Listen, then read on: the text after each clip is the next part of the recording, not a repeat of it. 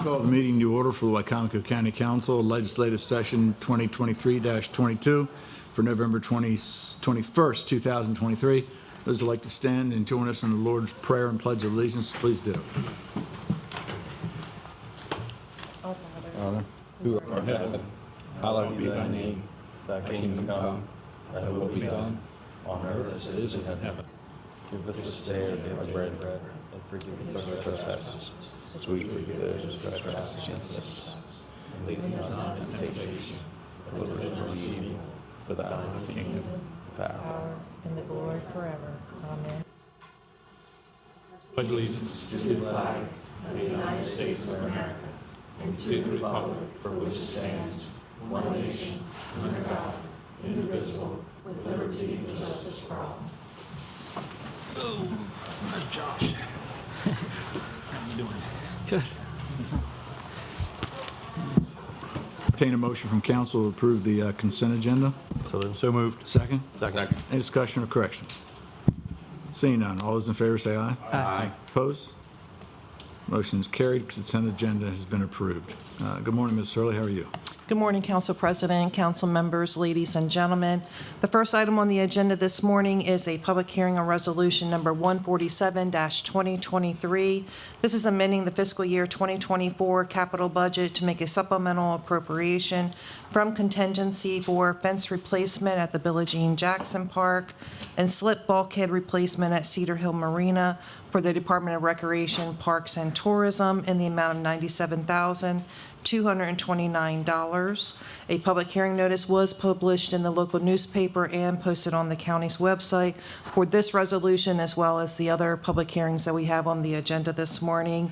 For this specific resolution, council had a work session on November the 7th, and we have Mr. Steve Miller here, Director of Recreation, Parks, and Tourism, if you have any questions. This time we open the floor for public hearing on resolution number 147, 2023. If you have any comments you'd like to make in reference to this, come to the podium, please. State your name, your county of residence, and your concerns. Okay, that concludes the public hearing on resolution number 147, 2023. Entertain a motion from council to approve resolution 147, 2023. So moved. Motion second. Second. Motion second. Any discussion? All those in favor, say aye. Aye. Opposed? Motion is carried. Resolution passes unanimously. Okay, next is a public hearing on resolution number 148-2023. This is to amend the fiscal year 2024 capital budget to adjust funding for the improvements and upgrades for the Department of Corrections in the amount of $56,620. Council had a work session on this request on November the 7th, and we have Ms. Chris Tyler here, Director of Department of Corrections, if you have any questions. This time we open the floor for public hearing on resolution number 149, 2023. If you have any comments that you'd like to make, please come to the podium, state your name, your county of residence, and your concerns. That concludes the public hearing on resolution 149, 2023. Entertain a motion from council to approve resolution 149, 2023. I believe that's resolution 148. Oh, I'm sorry. Yeah. Okay. All right. So I'll start that over again. I'm sorry. We'll have a public hearing on resolution 148. If you come to the podium, please state your name and your concerns. That concludes the public hearing on resolution 148, 2023. Entertain a motion from council to approve 148, 2003. So moved. Second. Second. Any discussion? Seeing none. All those in favor of resolution 148, 2023, say aye. Aye. Opposed? Motion is carried. Resolution passes unanimously. Next is a public hearing on resolution number 149-2023, adopting amendments to Chapter 26, title Retiree Benefits of the Personnel Manual. And council had a work session on this request also on November the 7th. And Donna O'Hare, Director of Human Resources, is here if you have any questions. Thank you, Ms. Hurley. This time we open the floor for public hearing on resolution 149, 2023. If you have any comments you'd like to make, come to the podium, state your name, your county of residence, and your concerns. That concludes the public hearing on resolution 149, 2023. Entertain a motion from council to approve resolution 149, 2023. So moved. Second? Second. Any discussion? All those in favor say aye. Aye. Opposed? Motion's carried. Resolution passes unanimously. Next is a public, or actually, yeah, it is a public hearing on resolution number 150-2023, amending the fiscal year 2022 and 2024 capital budget to reallocate funding for the replacement of carpet for the Hurdle Building to the heating system repair for the Hurdle Building in the amount of $247,000, and to make a supplemental funding adjustment from contingency in the fiscal year 2024 budget in the amount of $53,000 to allow for the boiler system to be replaced and the water pumps to be upgraded in the total adjusted amount of $300,000. This time we open the floor for a public hearing on resolution number 150, 2023. If you have any comments you make, come to the podium, please. State your name, your county of residence, and your concerns. All right, that concludes the public hearing on resolution 150, 2023. Entertain a motion from council to approve the resolution. So moved. Second? Second. Any discussion? All those in favor, say aye. Aye. Opposed? Motion is carried. Resolution 150, 2023 passes unanimously. Next is the submission of a new appointment to the Wicomico County Commission for Women and several reappointments to the Wicomico County Behavioral Health. And we have our Director of Administration, Bunky Luffman, here to present the submission. Mr. Luffman? Hi, good morning, everyone. So if it's okay with you, what I was going to do is read a little bit about both commissions since they're sort of, Sure. together in here. Sure. So the Commission on Women, they meet every third Monday of the month, and they're a nonpartisan organization dedicated to enriching the lives of women and family by focusing on issues of importance and concern to them, including education, economic opportunities, healthcare, social issues, and legislation. And the commission advocates for women and advises both the county executive and county government on all areas of concern. In addition, we also have some reappointments for Wicomico Behavioral Health Council. They meet the second Monday of every other month virtually, and and 10 a.m. to 11:30 a.m. And their members serve 3-year terms. So they promote and advocate for planning policy, workforce development services to ensure a coordinated quality system of care that is outcome guided and that integrates prevention, recovery, evidence-based practices, and cost-effective strategies that enhance behavioral health services.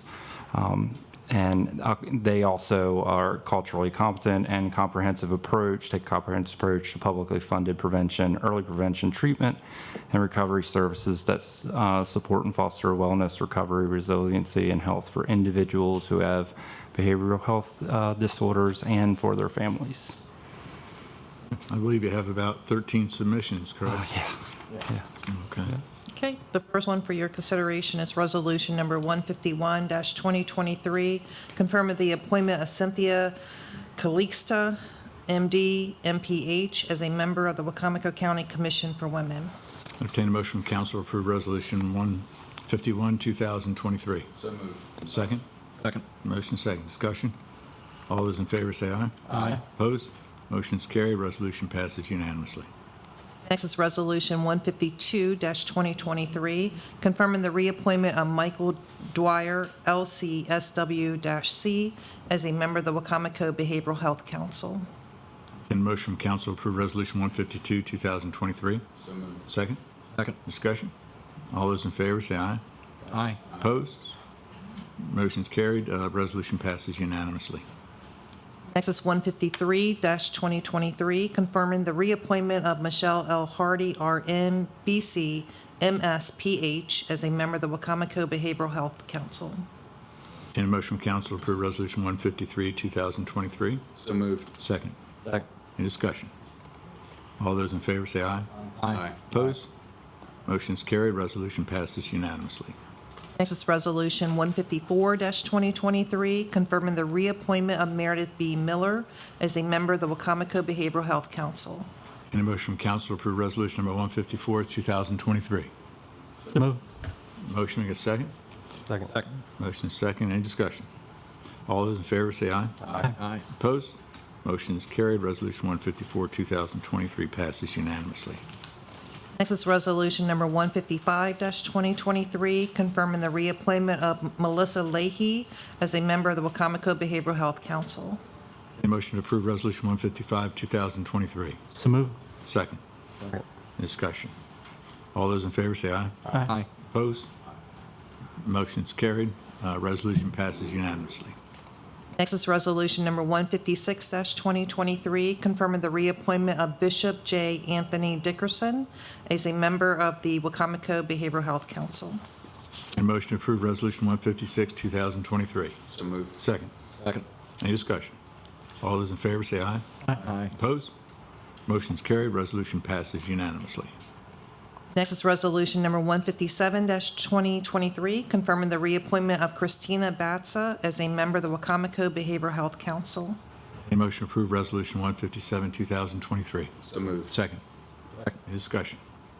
All those in favor say aye. Aye. Opposed? Motion's carried. Resolution passes unanimously. Next is Resolution 158-2023, confirming the reappointment of Keith R. Richardson, CAD-AD, AADS, CAS, as a member of the Wicomico Behavioral Health Council. A motion to approve Resolution 158, 2023. So moved. Second. Second. Discussion. All those in favor say aye. Aye. Opposed? Motion's carried. Resolution passes unanimously. Next is Resolution Number 159-2023, confirming the reappointment of Leslie Brown as a member of the Wicomico Behavioral Health Council. Entertain a motion to approve Resolution 159, 2023. So moved. Second. Second. Discussion. All those in favor say aye. Aye. Opposed? Motion's carried. Resolution passes unanimously. Next is Resolution Number 160-2023, confirming the reappointment of Cynthia A. Schiffler as a member of the Wicomico Behavioral Health Council. Motion to approve Resolution 160, 2023. So moved. Second. Second. Any discussion? All those in favor say aye. Aye. Opposed? Motion's carried. Resolution passes. Next is Resolution 161-2023, confirming the reappointment of Wilmer Sterling as a member of the Wicomico Behavioral Health Council. And a motion to approve Resolution 161, 2023. So moved. Second. Second. Any discussion? All those in favor say aye. Aye. Opposed? Motion's carried. Resolution passes. Okay, next is Resolution Number 162-2023, confirming the reappointment of Lisa Reniger as a member of the Wicomico Behavioral Health Council. Entertain a motion to approve Resolution 162, 2023. So moved. Second. Second. Discussion. All those in favor say aye. Aye. Opposed? Motion's carried. Resolution passes unanimously. And the last one for the appointments today is Resolution Number 163-2023, confirming the reappointment of Drew Vanderwyn as a member of the Wicomico Behavioral Health Council. Entertain a motion to approve Resolution 163, 2023. So moved. Second. Second. Any discussion? All those in favor say aye. Aye. Aye. Opposed? Motion's carried. Resolution passes unanimously. Next for your consideration is Resolution Number 164-2023. Thank you, Bunky. Thank you. Thank you, Ms. Hurley, for all the reading. Authorizing the county executive to accept a grant for the local management board from the Maryland Family Network Incorporated in the amount of $160,000 under the Community-Based Child Abuse Prevention Program. And we have Mr. Tim Bosman here, Director of the Local Management Board. Morning, Mr. Bosman. Good morning, sir. Entertain a motion to approve Resolution 164, 2023. So moved. Second. Second. Any discussion? Any comments you wanted to add? Yeah, so I just want to point out that this grant's intended to help reduce the occurrence of child abuse and neglect in the county by providing some evidence-based strategies, classes for families that are referred to the program, and we'll be working with the Child Advocacy Center to do some public service announcements on different strategies like safe sleeping and that kind of stuff for children. There's also laptops involved in this? Is it- No, sir. This is not laptop. No, sir. Getting mixed up. That was the last meeting. Okay. All right. Thank you. Yep. Is this a recurring grant or one We- time? We'd have to apply each year. Okay. Yep. You're bringing too much money in. Any other really good questions or comments? All those in favor of Resolution 164, 2023, say aye. Aye. Opposed? Motion's carried. Resolution passes. Thank you very much. Thank you. Mr. President, that's all I have. Thank you, Ms. Hurley. Good morning, Mr. Benson. How are you? Morning, Mr. President. We're here for legislative bill number 2023-16, an act to amend Chapter 225 of the Wicomico County Code titled Zoning, Part 3 titled Basic Definitions and Interpretations, Article 6 titled Terms and Defined, Terms defined, Section 225.25, titled Definitions of Basic Terms, and Part 6, titled Accessory and Principal Uses, Article 18, titled Principal Uses, Section 225.67, titled Table of Permitted Uses Designations, and Part 8, titled Special Standards for Particular Uses, Article 20, titled Uses and Standards for Particular Uses, to establish Section 225-82.1, titled Cannabis Businesses, to regulate cannabis business, to include the growing, processing, and dispensing and on-site consumption establishments in Wicomico County. Mr. Andrew Illuminati is present, should the council have questions. Thank you, Mr. Benson. Entertain a motion from council to approve legislative bill number 2023-16. Move. Second. Discussion. Good morning. Good morning, gentlemen. So last time we were here, since the Planning Commission submitted its report, there have been 3 points of discussion council has asked staff to investigate. First, discuss and finalize whether to allow cannabis dispensaries in the C1, C2, C3. Discuss and finalize whether to use a 500, 1,000, 1,500, or 2,000 foot buffer between a cannabis business and a school. And then finally, discuss and finalize how to measure the buffer between a cannabis business and other locations. We'll start with mapping the dispensaries in the C1, C2, and C3. This is the map of Wicomico County with the municipalities in gray. This is what was provided last time. It is the 500-foot buffer, and the red are the industrial zones that were I-1, that are the I-1, I-2 combined together. This is the commercial zones in the county. We can see that it's mostly between Hebron and then around the bypass. So zooming in, there are 383 acres of commercial zone land in Wicomico County. And when applying the 500-foot buffer, we see that the number goes down by about 50 acres. So this provides a better understanding of imposing the state mandated buffers for what we've talked about as far as generically schools, places of childcare. This is then what it looks at 337 acres. And this shows the industrial in red, the commercial in green, and provides a total amount of acres of 2,433 with the 500-foot buffer. So the red would be what would be processing and growing, and what is commercial would be dispensary. So this gives you an idea of what it would look like geographically, going back to the far west side of the county and the far east side of the county, where the municipalities are located, and as well as in the center of the county. They will be able to make their own decision as to whether or not where to allow growing, processing, and dispensing. So, Mr. Illuminati, just for the public's understanding, the legislative bill has already been prepared, whereas the cannabis industry as a whole has been relegated to the industrial areas, special exception only, correct, for the dispensary? Correct. So, correct. So the possible amendment would be what's on this screen right now.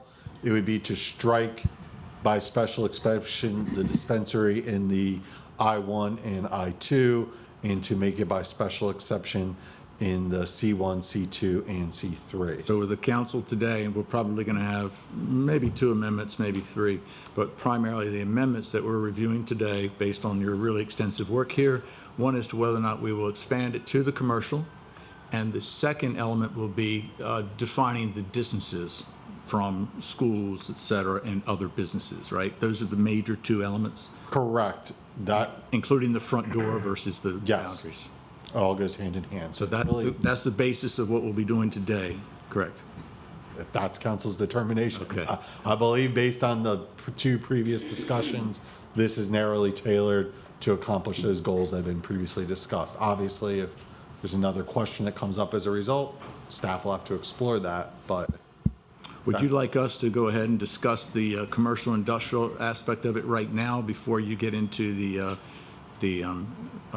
distances that may be established, or do you think one is relevant to the other? I'll defer to council, but depending on, as we discussed last time, if one area grows, does another area shrink? Does it become too burdensome? I know you've all studied the PowerPoint that was provided in advance, so it's really, if you feel more comfortable discussing at this point or seeing the whole process play out. I'll let you go ahead with the whole presentation, Okay. and then we'll take one at a time. Okay. Buchanan, Yes, I sir. would like, just for the public's knowledge, this only includes Wicomico County. This does not include the city of Salisbury or any other municipalities. They can do what they want to do as far as if they want it in commercial or industrial, correct? Correct. So that's, Good point. you know, Right. Does that read that it's no longer going to be allowed to be dispensed in the I-1 and the I-2 and only in the C1, C2, and C3, or any of those? Good question. So the table that is currently on the screen is not in the table of permitted uses. This is an entire new addition to the table of permitted uses. Only when there is a use provided in the zoning district. So we don't see residential on here because we're not talking about residential at all. So if there's not, like if you look in the C1, C2 for growing and processing where it's blank, that means it's prohibited because it's not enumerated what the use is.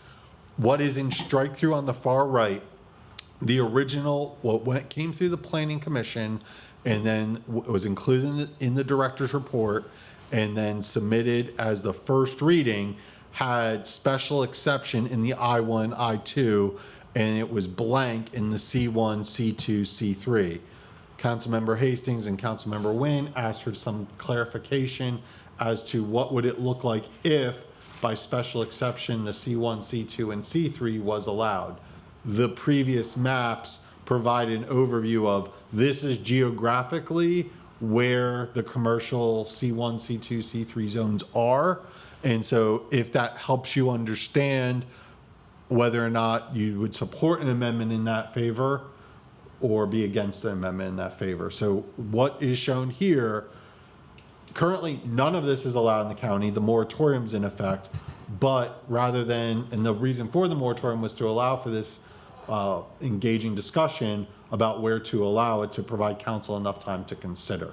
So if there was an amendment, it would be to remove it. It may be to also allow it in the I-1 and I-2. I don't know, it's council's prerogative where to allow it at the end of the day. Joe?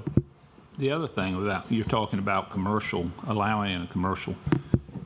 Even though it's commercial, there is residential homes in the commercial district in some cases, correct? Believe so. Staff can answer that. Yes, there's There is. in that area, yes. Yes. So, I mean, just because it's commercial, I mean, it's like in the ag district, there's sometimes commercial properties by special exception, it's already been put in. So residential was there first before it was deemed to be commercial, correct? So we do have residential homes in the commercial district, so we know that. Question I would have then, that's a really good point, Joe. Should we, not to try to belabor, but should we actually consider the fact that just as much as we're having 500 feet from a school or 500 feet from wherever, if we're putting something in a commercial, if we allow these licenses to be in a commercial zone, should we also implement a restriction so that it would have to be 1,000 feet from a residential property? I don't know whether or not that would be overly burdensome or not. We haven't really mapped where in relation to the commercial there is residential. With this special exception, the property will be, excuse me, posted. The surrounding individuals will be notified. There will be a hearing before the Board of Appeals. The applicant will have to make the application, and the Board of Appeals will hear if the neighbors, whether commercial or non or residential, come to the meeting and express their opinion. whether or not the dispensary is a good fit for that location. So it's kind of built in there, but if council wanted that additional comfort, an amendment could be made to allow. I would think, I mean, the last thing government likes to do is make things worse and try, but when we're trying to make things better. I really feel as if I don't want to burden someone that when a yellow sign goes up right next door to their property, all of a sudden they have to start worrying about things and take proactive measures to address what we've already put into place. I think we should probably be proactive ahead of time and try to protect residents in a commercial district. I would never have a good conscience about putting one of these dispensaries next door to someone's house and not even have to take the time and the effort for them to have to go through the appeals process. James? I was going to say, on that note, we should probably think about it on the industrial aspect, because I think there's homes inside the industrial zone too, right? I mean, we have residential homes that live in the red barriers. Adjoining. Yeah. I mean, if we're going to do that, we ought to probably do the same thing, but that would make it, I don't know. I don't know. Is that even possible? Well, I guess we would need Mrs. Carter to help us on this, because I'm not familiar with all the territories. It's impossible to be familiar with that. Do you think that, and burdensome or not, at least I think we could take some initiatives regardless. If we were to put like 1,000-foot buffer, do you would think that would even be sufficient? I don't know whether you or any of your staff would have any input who are more familiar with actual being out in the field, recognizing what the best solution might be. I don't care if it's 2,000 feet. I just think, whatever efforts we might want to take to protect residential properties in the industrial and commercial. Yes. We're changing as we go, but this is all, it is going to be fluid. As Mr. Holloway stated, there are some properties along Route 13. You have like Maple Way and some of those areas that are residential. Whether or not a 1,000-foot or a 2,000-foot, we would have to go back and look at that. But I think that it could be something that could be done. But again, we have to be concerned about whether or not that's going to be duly a burden or not as well. State your name just for the public and same with you, clerk. Sure. My name is Lori Carter. I'm the planning director for Wicomico County. Thanks. Hawk Meadows, County Zoning Administrator. What would your take be on this, Clark, as to how easily we could maybe come to I would call it a quick fix, maybe? Well, a lot of the zoning districts that are shown on the screen now date back to the original 1968 zoning, so there's going to be non-conforming uses in every zoning district, residential and commercial, residential and heavy industrial, a lot of homes in the light industrial zoning districts. Like Mr. Holloway described, there are commercial uses in some of the residential districts. So I'm not sure about a linear separation solving all the problems, or even how you arrive at what's a fair distance or what is overly burdensome or not. But yes, there are, the different zoning districts are fraught with non-conforming uses. Josh? I guess just a question as far as the, currently the table as we're showing it in the PowerPoint shows it all as by special exception.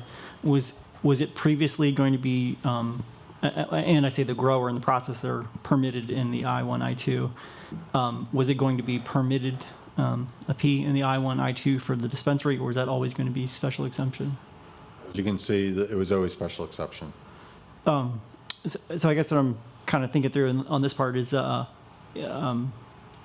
course, we also have light business 1, light business 2.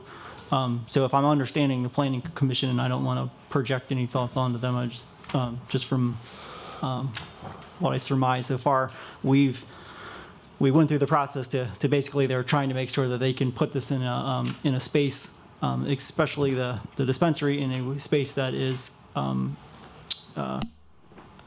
not immediately visible or having the least impact as possible, but still be within an area that's accessible. I think the obvious challenge was that, and why we kind of were still moving along through this was obviously the special, by actually putting the dispensaries in industrial zone, not only does that not meet the intent or the words of what it should be in an industrial zone. It's not a manufacturing. So the grower and processor makes total sense, but just as far as the dispensary part itself. So I think, and just so everyone's on the same page, we were then asking a few weeks ago just whether or not commercial 1, commercial 2, commercial 3, if any of those would be, either or all of them would be appropriate. And assuming that we don't want to put it in the light business district, anywhere that could be more accessible. So, I went back and tried to read through some of the definitions of what is it to be a C1, C2, C3, and where is that actually located. So I guess just so everyone's on the same page on that. So I guess my only question here is then, if the other municipalities, if they decide to make it by special exception for what determines to go in their area, I guess we don't want to. Do we want to get to? I don't want to get to a point, I guess, where we, let's say we have a planning commission or a board of appeals or who are very against the dispensaries.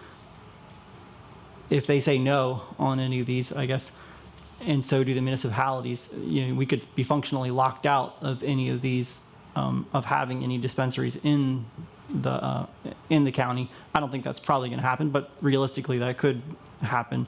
So I guess the first question was just on the why not the permitted. I guess that was just you'd say that was just the thought process of the planning commission. Why not permit it to one specific area, whether that be commercial 1 or only light business or only industrial 1? Why not just make it permitted in one area?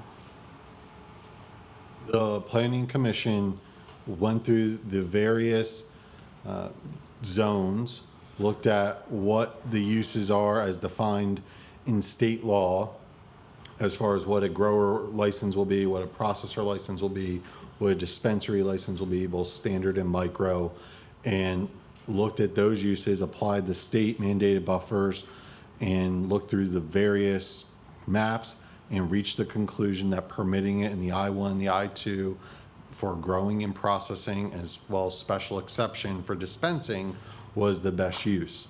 That was what the planning commission's role was. They received testimony from staff. And then the director's report put that forward.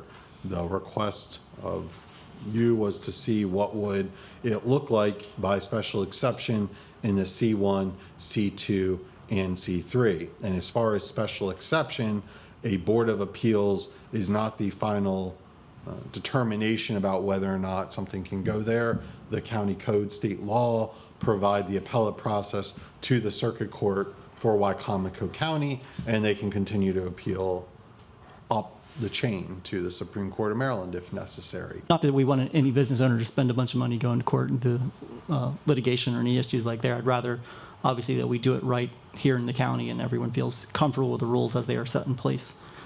I guess in going through this, and just want to bring this back to council, the select commercial district. So what is that? What does a C1 actually look like? So that's actually some of the spots. If you can see on the map there, we can have it there. That's around Snow Hill Road and College Avenue. There's that, the Rick Dawson dentist space. There's the Moose Lodge. That's kind of an idea of where that's close to the Food Lion. It's not quite residential, but it's close enough to residential. That's the C1, just an example of what that is. The C2, an example of general commercial, is the areas, things like the car dealerships and or on South 13, like where the Concord, the pet supply store is. So once again, you're semi-near residential, but you've got easy access to a highway, so it's not something that's overly in your face. And then the third one, looking at regional commercial, what does that look like? I think Shorebird Stadium or the area around Shorebird Stadium would be there. And it says the point of that is to be for regional retailing and service commercial that require large sites, high visibility, and access to major regional highways. So I don't know that a C3 makes sense. I mean, it may be in the sense it's nice that it's not or that it's intentionally, as it says in the C3, to locate these districts where they will not be detrimental to adjoining residential areas. So maybe folks would like it for that reason. But I was trying to do is basically separate from this, where can we have the maximum distance allowed by law, the maximum setback, in addition to having something that is not just hidden away in an industrial area. We want, obviously, we obviously want to make sure that it's obviously available in some sort of capacity. So you're saying C1 and C2? I think C1 and C2. And not industrial or industrial? And then I think last time we were talking, basically saying, hey, if you have an industrial 1, industrial 2, it doesn't really fit the definition. In my reading of what an industrial zone is, a dispensary does not fit that. It is not a manufacturing activity. I guess you could say maybe it has a smell, but no one is allowed to be using marijuana on site. So in my view, it does not fit the industrial 1, industrial 2, just by definition of the activity of being a dispensary. So you're saying just C1, C2. C2 for dispensing? Yeah, dispensing. That is just from my own understanding and analysis. If we are going to avoid light business 1 and light business 2 because we don't want it too accessible and we only want to focus on commercial, then I think the commercial 1, commercial 2 makes sense. And whether or not you just make it permitted or whether you make it special exception, that's a different story. But I just wanted to level set from where what I've seen from my research and put that out for everyone to chew on, I guess.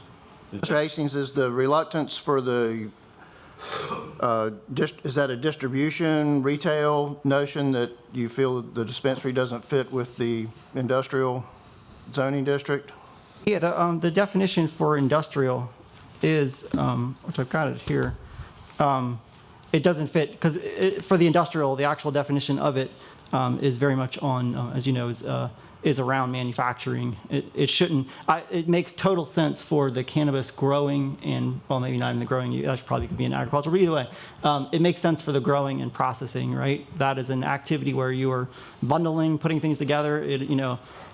We don't want folks going to the dispensary and having to watch out for a forklift or whatever, in the industrial zone.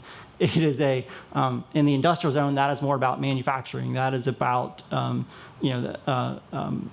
is not exactly a space that you have for walkability or for easy access, right? It's intentionally put to be away from things so that you can have industrial activity so that folks don't get hurt or folks don't, it's not a place you want people hanging around or walking around a lot, right? It is a place for work. So in my view, that is not a place for a dispensary. A dispensary is supposed to be, according to this, just like a place if you go get a 6-pack of beer, you're not going to do that in an industrial zone. This should be a comparable good, I would assume.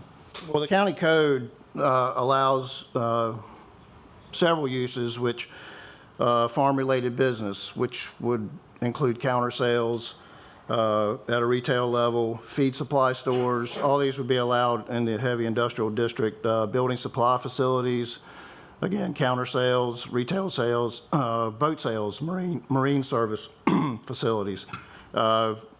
There are uses which allow storage and processing of grain and feed supplies, compounding and mixing of drugs and pharmaceuticals, food processing, storage and distribution, wineries, including retail sales. So there are several uses which include that very activity you're saying is not consistent with the industrial district.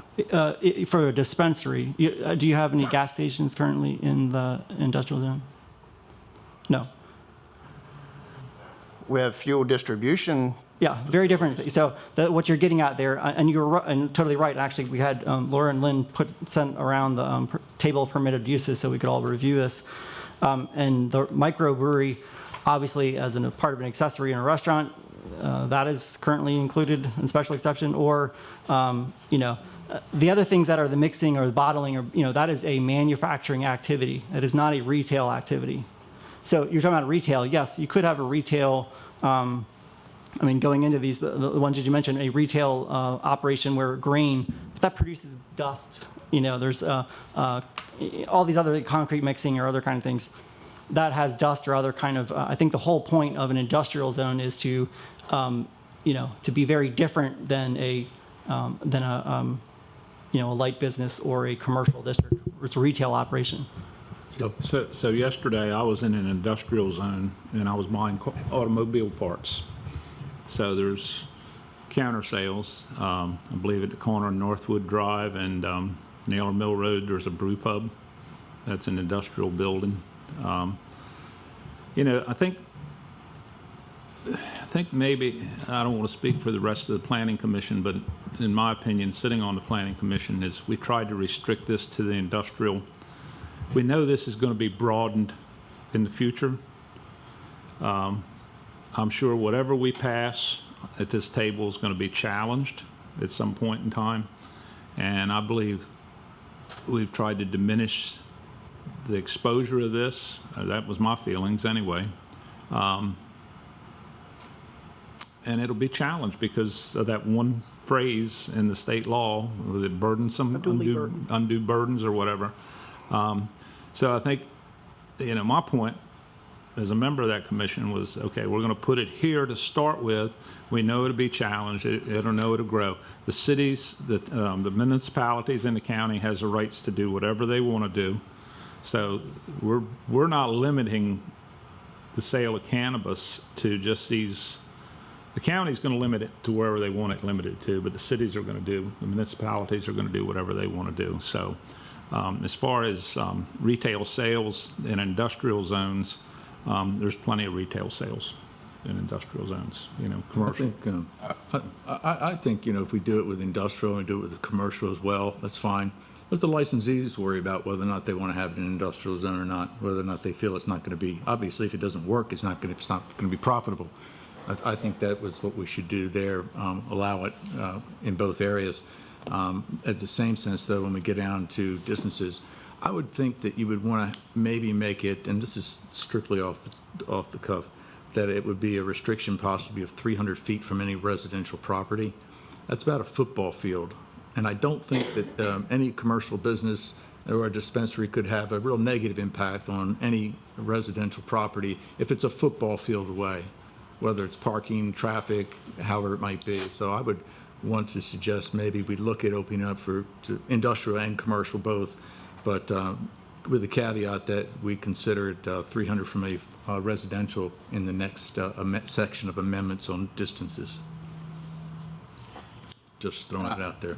I agree. I think it should be open it up to I-1, I-2, C1, C2, C3. Because I've bought goods too in the industrial zone, you know, from a counter. Things are sold all the time in the industrial zone. I was going to say, as far as C1, C2, C3, does it, I mean, do you have the separations of which ones are C3, C2, C1, or are they're all just lumped together? I think Josh was saying, I think C3 was furthest north. Is that correct, Josh? Yeah, I think C3 is very limited from what it looks like, but it's supposed to be a high visibility site, large site, so large, I'm assuming large parking lots or things like that. Walmart? No, I don't believe that is I think that's a LB. They may know better than I do, but yeah, so I don't know if that the C3 makes sense. The Walmart's in the city, Yeah, Yeah. Okay. both of them. both of them, yep. Yeah.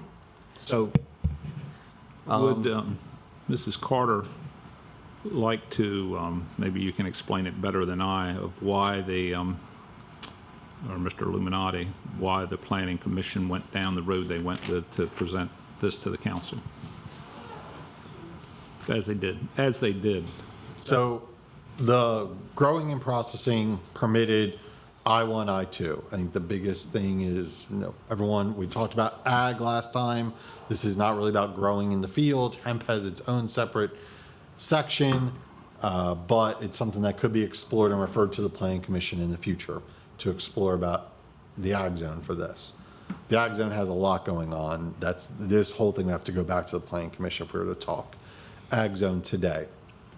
So as a permitted use, growing and processing, that made the most sense to allow it in those zones. You do have the odor, if you ever drive through Cambridge, behind the food line where their police station is, they have a growing processing plant there. Right wind on the right day, it just flows right over onto the highway. And so that was considered when looking at the red. Then, as Mr. Meadows just described, the thought was, where can this begin? And begins the key term, and so special exception for dispensing, with the discussion centered around the various other types of retail uses that do incur in the I-1, I-2, but recognizing that providing that special exception and notifying the individuals surrounding that area where the dispensary would occur would be important, because there might be certain areas where a dispensary wouldn't be a proper fit in a special exception, because the I-1 or I-2 is, when it was developed, and homes are right around it. And we looked at some parcels like that. So there was discussion about the C1, the C2, the C3. Part of the biggest concern about that was starting too large, creating non-conforming uses, and later down the line, having this use that's not compatible with the area for a number of reasons, and then later saying it doesn't fit here. But because the use runs with the land until they stopped being a not legal non-conforming use, that dispensary would continue to operate in one of the various commercial districts. So council later could narrow and say, well, it's clearly not working in the C1, C2, C3. Let's only allow it in the I-1, I-2. But that issue, that business that was the problem, would be able to continue to operate. For example, though it's in the city, there are parking restrictions. We've talked about from the beginning the parking issue out on Mount Herman Road for the city's location. If the city was to then take it and remove it from that zoning district, that dispensary would continue to be able to operate as long as possible.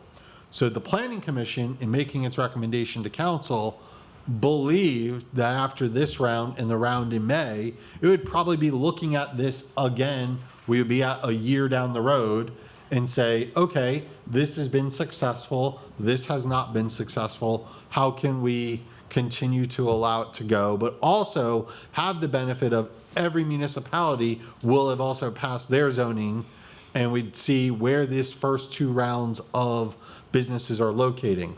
Where were they gravitating to? What was the feedback that was being received from community members, both the business stakeholders and the individuals surrounding the area, about where they want to see it? Now, that's what public hearings for, and council's complied with that, and Planning Commission complied with that. But I think the biggest takeaway, Mr. Holloway, was the thought of the Planning Commission, and I believe you can agree, start small, go large, so that if there is an issue, that issue could remain there for 20, 30, 40 years as a lawful non-conforming use. So I believe that's why the original table, excluding the C1, C2, C3, as well as all of the other non-enumerated zonings, were excluded, and the focus was on the I-1, I-2. Very eloquent explanation compared to what I would have done. Thank you. I try. Shane? So at this time, would we need to do a motion to amend? It's on the table, yes. So I make a motion to amend it, not just be secluded to I-1 and I-2, that it would include C1, C2, and C3. In addition to I-1 and I-2? In addition to I-1 and I-2. Okay, that is the motion. And that's just the dispensaries, right? just the dispensaries. That's the motion. Do we have a second? Second. Motion second.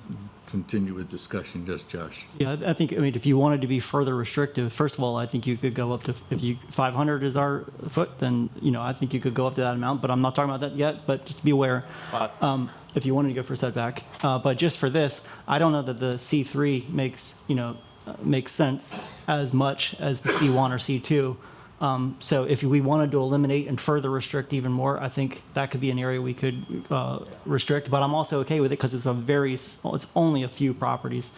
And then as far as the just so it's said, obviously I think the industrial zone. Just put it out there so everyone understands that I feel like we're not buying a bag of fertilizer or seed. This is this is a retail product, and I just have a little bit of consternation with that process. But so I'm okay with that if folks want to move forward. But if you also wanted to amend to strike C3 and to feel like we're following the intent of the Planning Commission, Mr. Holloway, so that we're trying to start small and go big, I think you could just go with allowed by special exception C1, C2, I1, I2. I would just hate to seclude any business owner that owns property in C3 that this would work for. It would make them secluded. I'm okay with that if not, but if you further wanted to exclude, I would be fine with that also, but yeah. The C2, what's Route 13 North, is that C2? Yep. Yeah, because I'll tell you, from what I hear out in the public more than anything is that somehow or other, either the city or the county has to get control of Route 13 North. It's not the most, pleasant place to be driving through on your way into Salisbury. I know that if you have people who are coming into Salisbury, just as we do, whenever we travel, we go through town, you're on a major highway, a thoroughfare, and you go, oh, wow, who would want to live here? Who may or who may not want to live here? I think we have to keep that in mind, especially when we're coming on Route 13 North, because I know that it needs a lot of improvement. I just putting that out there. It's a concern of mine. So Recap? I guess for clarity, the motion of Councilmember Baker is to allow by special, so to amend to allow by special exception dispensary in the C1, C2, C3. I don't believe there was a second at this point, but that's. Motion is second, and it also include industrial. And so it's already in the original, it's already in the I-1 and Okay, I-2. good, great. So it doesn't need to be amended. Good. Understood. Any further discussion on the motion to amend legislative bill to include C1, C2, and C3 by special exception? All those in favor of the amendment, say aye. Aye. Aye. Opposed? Opposed. Okay, so the chair votes aye, so we have, I'm going to do the math, we have 5 ayes and 1 opposed. Continuing on with discussion, and now we're in the section as far as distances, and I want to make sure that we also include distances on what Vice President Baker just amended, because I think that's important as well. I think we also need to take into consideration possibility of either setbacks or site buffers. I really think we do, but go ahead, Mr. Illuminati, if you would. All right. So this is the C1, and this is all the commercial zones that were just approved, C1, C2, C3, and the industrial zones, I1, I2. This is what the buffers look like earlier with just all the state requirements, but also with the religious assembly that was proposed. This is when you increase it to 1,000 feet. You see you only have 64 less total acres available. There's really not that much of disturbance by going 1,000 feet on schools. When you increase it to 1,500, you have almost 140 less acres than on the 500 foot. And you can see that there's a little movement. So going back, this is the first.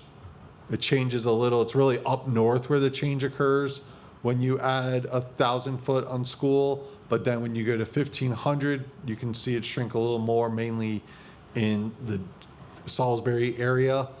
But when you go directly to 2,000, you saw almost a lot more shrinkage to 216 total less acres. So state law is 500 feet. This is what 2,000 looks like.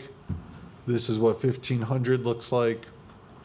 This is what 1,000 looks like. It's really that Mount Herman Road, not Mount Herman Road, Snow Hill Road. You see the change from when you go 1,500 to 1,000, you have a lot more included. And then when you go to 500, this is what it looks like. So it's 500 in the current. If there was a decision to grow it as a result, because you've now allowed in the C1, C2, and C3, this is what these maps show.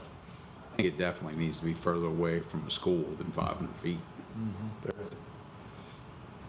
What we'd like to do. a motion. Josh, you have a comment? Yeah, I would just say just checking, I guess, I'm not a perfectionist, but I like to get things right from the start. Are we, legally, we are the state of Maryland with their guidance, with what we can do. We can go up to 1,000 feet, no problem without being challenged in court, or are we going to put ourselves in a weird situation here? I'm trying not to go to court. The county does enough of that. I want to be able to make sure that we're only sticking with either 500 or whatever that maximum is that a state allows us to go up to. I want to go right up to the edge. So the way that the law was written, the law stated that the local governments, including the counties, the political subdivisions, could go less than the 500 as to dispensaries. It was completely silent on everything else. A lot of the sound surrounding, like Worcester, for example, did 2,000. The feedback from the Mako conference, MML, from the delegate who ushered the bill through was that wasn't our intention, to not allow, as long as you meet that standard of not unreasonably burdensome, I believe it's defendable in court. Now, will somebody challenge it? I don't know, but we're still only talking about 216 acres at the end of the day. Where are those 216 acres? To the biggest area that you're going to see, if you look on Snow Hill Road, this is at 2,000 feet, that's at 1,500, and that's at 1,000. That's the area you're most likely to be challenged, is somewhere along Snow Hill Road, because it goes from being generally largely available at 500 and 1,000, but when you go to 15 and to 2, it nearly disappears at 2. So 2 may be unduly burdensome, 1,500 may be defendable, 1,000 is, in my opinion, easily defendable. There's 1,500, there's 1,000, there's 500. The change between 500 and 1,000 is negligible. At 1,500 is where you start to see, even if you look, I guess that's Northwood Road area, you see the change from 1,000 to 1,500 over on 13 Business by the landfill. You see that change. So the law as currently written would be amended this way. It would be to the other, if it stays at 500, then the Second Amendment doesn't need to be made to remove the other 2. But the thought was if it's going to go above the 500, so that if part of the law, if later council decides to amend it because of schools, then it's simply by itself and it won't require reconfiguring in the future. Additionally, if there ever was a challenge in court, subsection A1 would be on its own, and that would be the only subsection that was struck down, ideally. So I don't believe it will be, but you never know. So I believe you were if there is a motion, it's a little bit more than 500,000, 1,500, 2,000 feet, but. Yeah. So as one of the county's attorneys, you feel comfortable with 1,000? I feel comfortable with 1,000 when we go back. This is 500. When we go to 1,000, it's really up north that you see the change the most. But when you go to 1,500, you start to see over by the landfill and on Snow Hill Road. And when you go to 2,000, I think 2,000 is the least defensible of the group. But 1,000 recognizes, and then as we get into how to measure the buffer in the final section, that's going to be an important component too. This is with the concept of measuring, well, A, we don't know exactly where the dispensary will be, but it keeps in line with the liquor measuring requirements. So this is with that anticipation to provide the most accesses was trying to be balanced against being reasonable and allowing for not too overgrowth. That's another big issue that was seen. And I think Maryland is really taking a unique approach to this in doing these phases of limitation. There was an article 2 weekends ago in Oklahoma. They gave tons of licenses and all these businesses went out of business because they were all competing. You can't charge any more than anyone else. It only works. The tax is the same.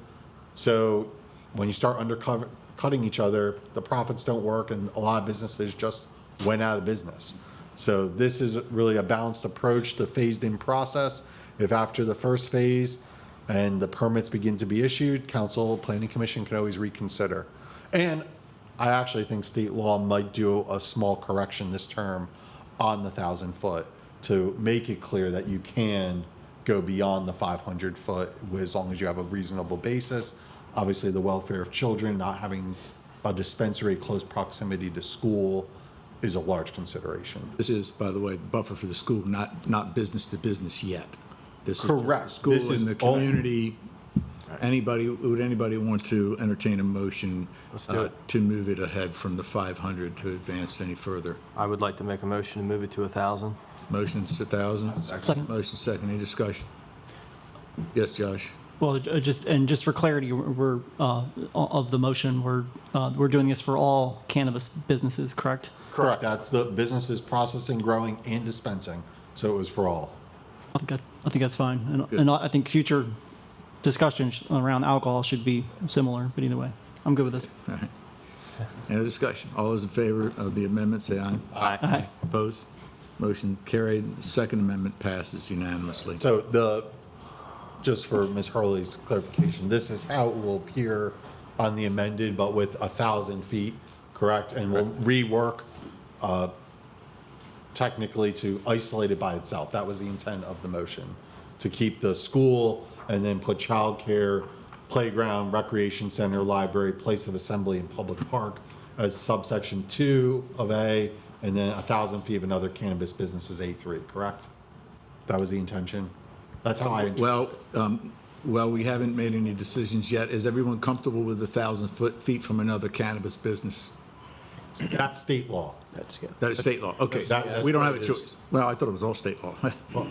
The state buffer is 1,000 feet of another cannabis business. Okay, so we'll leave that, we're going to leave that alone. Correct. Okay, so we're done with the distance as far as this is concerned. Yeah, everybody's okay with this, right?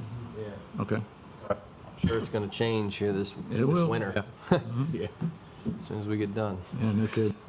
And then finally, the question up from the very first meeting was, well, how to measure the buffer? How does alcohol do it? Option 1 is alcohol. The only part is that alcohol doesn't have the public parks and playgrounds concern. So here in measuring in option 1, the distance from a cannabis business to a place enumerated in subsection A, that's any of the places. That includes cannabis business, is to be measured from the front door or main entrance of the cannabis business, whichever is nearest to the street abutting the site, to the front door or main entrance of the place enumerated in subsection A of the section. That's the other cannabis business or other protected area. As to public parks and playgrounds, because there are no front doors, the distance shall be measured from the front door or main entrance of the cannabis business, whichever is nearest to the street abutting the site, to the parcel boundary in all directions of the public park or playground. Just because it then gets into, are you measuring to the slide? Where's the slide? Is there not a slide? How do you do it? The easiest, cleanest version for public park and playground is, it's the entire parcel. Whatever constitutes that, it's the entire parcel. Option 3. Yes. Yes. Motion? I make a motion to amend it to option 3. No, I apologize. When you said option 3, I thought you said lots and something else. So option 1 is liquor, what the current state law is on liquor. Option 3 is for everything to be parcel to parcel. So that would be parcel boundary, you'd go your 500 or 1,000 feet, whichever it is, then to the other parcel boundary. And then option 2 is the hybrid. I just wanted to explain them all. I thought you said something and. Make a motion to amend it to option 3. There's a motion for option 3. Is there a second? Second. Motion second. Any discussion? All those in favor of option 3, say aye. Aye. Opposed? Motion's carried. Option 3 passes unanimously. So third amendment. So that will be to add a subsection D to 82.1 cannabis businesses. So what we see here is A, we'll read a cannabis business may not locate within 1,000 feet of pre-existing primary or secondary school in the state. A2, 500 feet of a licensed child care center or registered family child care home, playground, recreation center, library, place of assembly, or public park. Or 3, 1,000 feet of another cannabis business. B, which was unanimous consensus since every meeting, a cannabis business. cannabis business, a cannabis on-site consumption establishment is prohibited within Wicomico County. C, a cannabis business not enumerated as a permitted use in 225-67 is prohibited with Wicomico County. And then D will read, the distance from a cannabis business to a place enumerated in subsection A of this section is to be measured in all directions from parcel boundary to parcel boundary. That will be the special standards for all cannabis businesses, which will be added to 82.1. And then this is what with the 1,000 feet and with option D3, this is what the amended bill will look like. Okay. Correct, Ms. Hurley? That captures all the amendments in Yes, the that's spirit? correct. Thank you. Yeah. Not to be remiss, I wanted to go back and maybe look at a possible additional amendment, and that's from our initial discussion on the buffer from any of these sites in relation to a residential property. Okay. And I believe that would be, I think it's relevant whether it's industrial or commercial. So I don't know what subsection it may go in, but I would hope that the council may want to amend this to restrict it with I would suggest a 300-foot buffer. I don't know what council may choose. If I have, Ms. Hurley, if you can come look and see, I'm not sure why this isn't projecting. I have an amendable cannabis bill, and I can show you where that fourth and final amendment would be. Is it? We get a motion for discussion. So moved. Second. All right, so that's a motion for 300, Joe? Yeah. On that'd a be fine. residential property line? Yeah. Property to property? Property to property. Yeah. That's a motion from Joe. We have a second? Second. Second. So we are in 82.1, so these are the special standards. The recommendation would be to add it as A4. And so A4 would be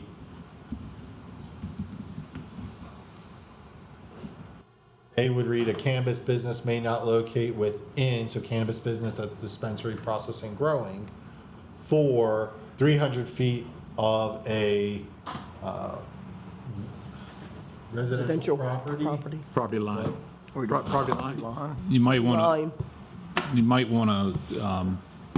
to, these residential properties that are in the commercial and the industrial zone are basically residential properties and being used for that, but they are also in those zones, so you might want to word it as a property being used as a residential. That's true. It is true. It's a good Yeah, point. yeah, Yeah. You got houses out there with You might have to- right, businesses in it. yeah. We could do, say, like a front door. In this case, that might make more sense instead of a parcel boundary. Maybe this would be more of the front door boundary, where that might make sense. Someone may have, Well- someone may have a residential property that they want to build on, and all of a sudden we've sort of compromised it. So vacant or not, I think we should protect it. Why not have a front door? Front door. The front door on the lot. Oh, my gosh.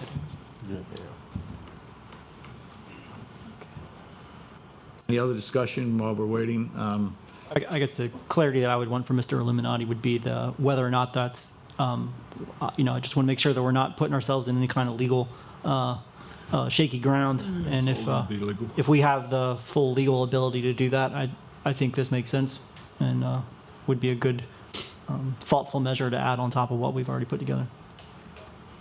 So, defer to staff. I'll answer the legal component, but I want staff to explain what it understands the amendment to be, while we're working to get it on the screen, as to how the county defines residential property, whether we should be using how it's zoned, or whether the distinction is an SDOT primary premise as a residential home under the Homestead Act. Like, there's a lot to the term residential. It could be housing apartments, it could be single-family home. Can you just go through the various considerations of what the term residential property means and how it would be defined? And your recommendation on the 300 feet on what a best practice would be for measuring a buffer like that? For the sake of a zoning review, I would consider its use and maintenance. If it's improved with a single-family home, non-conforming uses would lose that status if it's not maintained for more than 12 months. President Cannon spoke to undeveloped properties that someone may want to develop with the residents. That couldn't happen in a commercial or in an industrial zone. You would only be able to develop that with conforming uses. So it would be the non-conforming properties that would be subject to that standard. And again, I would defer to use and maintenance of the property rather than its true zoning. How would we put that in legal terms? That's what makes it so complicated with the term residential is. If we give you the intent, would you be, through this amendment, would we be able to defer to the legal to fine tune it based on Mr. Meadows' recommendation? Would that be sufficient? For your council attorney on that as far as. Well, I mean, the county attorney's our council attorney as well, right? Told later that Can I was the one making the decision. Mr. Meadows, Yes. can I ask a question?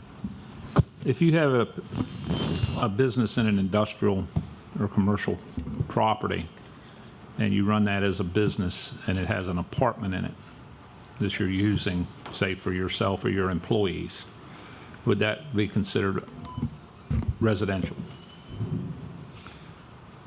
Well, the code recognizes mixed uses. The best example I can give to you, Mr. Holloway, is the code does allow for commercial uses and an accessory residential use. The inverse of that would be within some of the residential districts, the ag districts would allow residential uses with an accessory commercial use, mostly by special exception.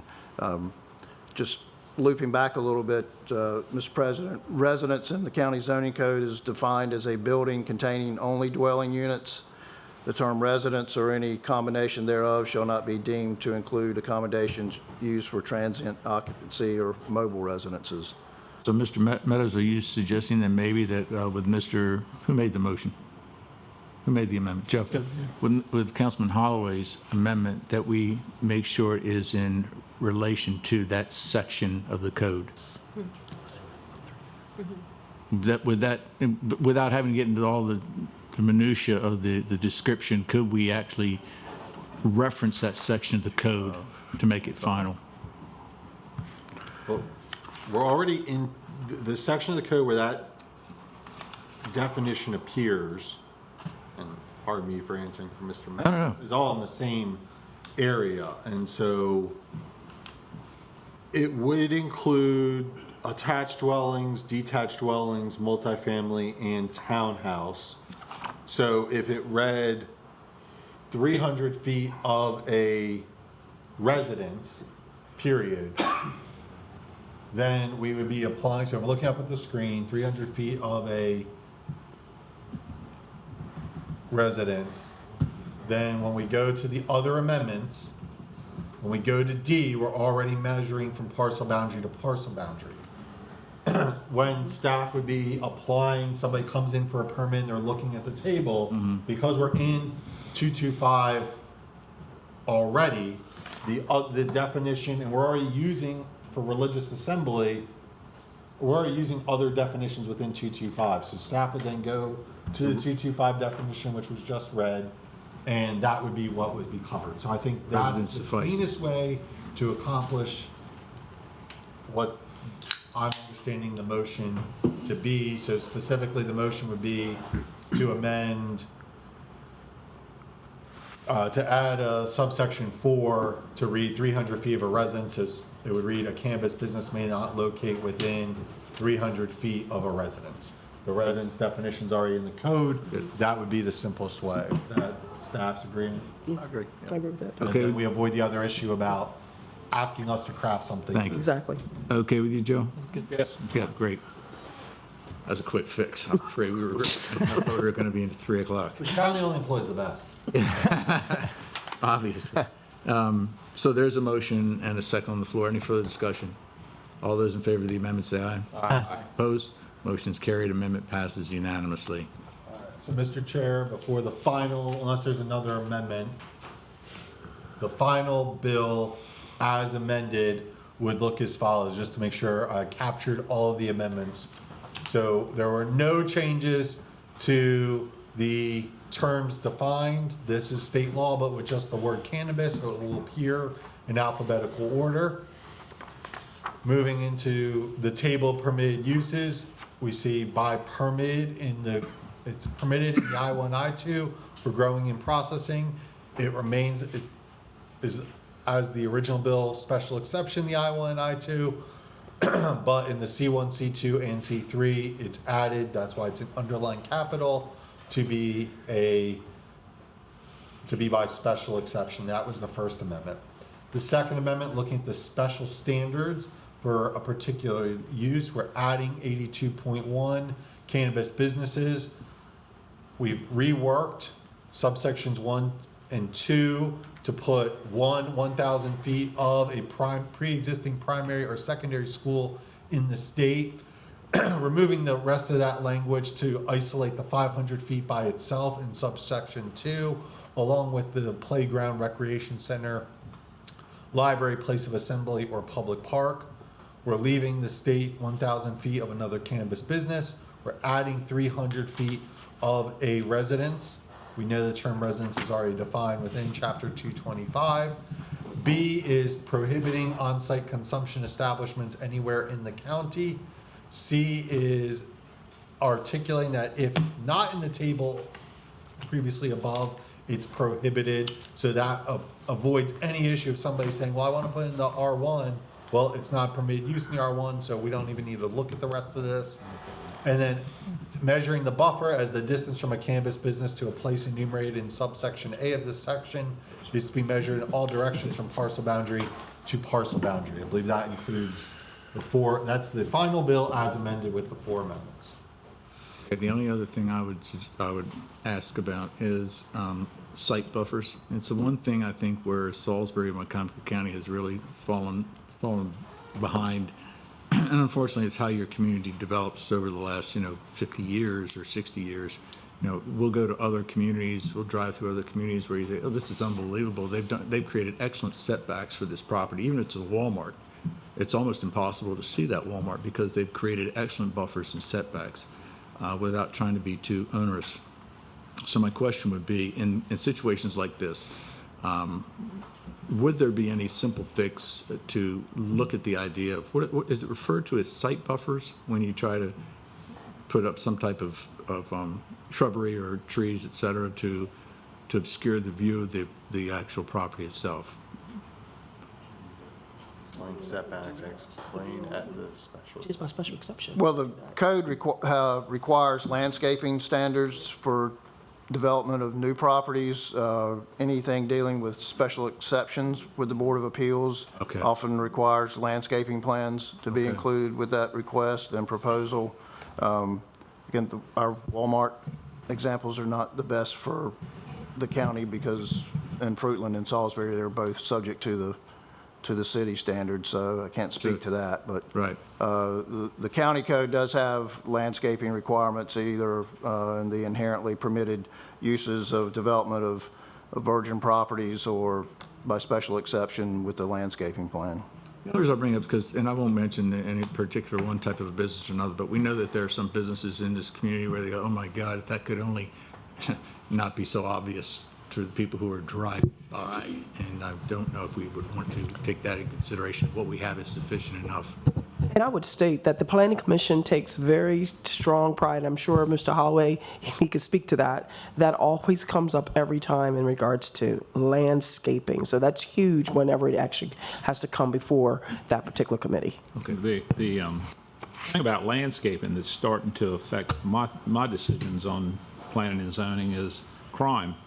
If you get too many bushes that are too tall, it just gives people somewhere to hide.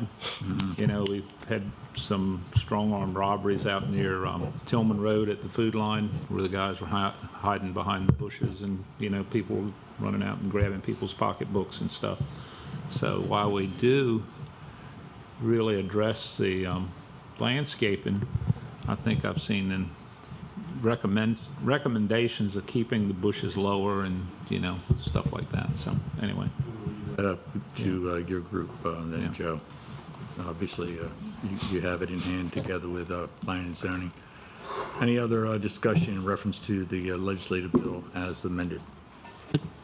Josh? Just, of course, I'm once again saying that, and you know, my opinion, I feel like we should be industrial, any kind of retail packaged goods should not be in an industrial area, but I'm going along with it. Noted. And Couldn't buy my car parts. unless it's fertilizer. No, okay, thank you. Duly noted. Very good. Any other comments, questions? All those in favor of legislative bill 2023-16 as amended several times, say aye. Aye. Opposed?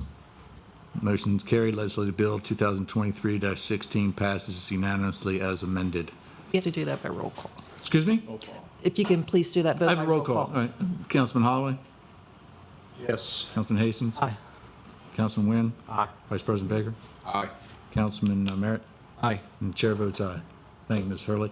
I would really like to thank Mr. Illuminati, Ms. Carter, Mr. Meadows, and Mr. McKenzie is back there in the back there. We know he does the work too.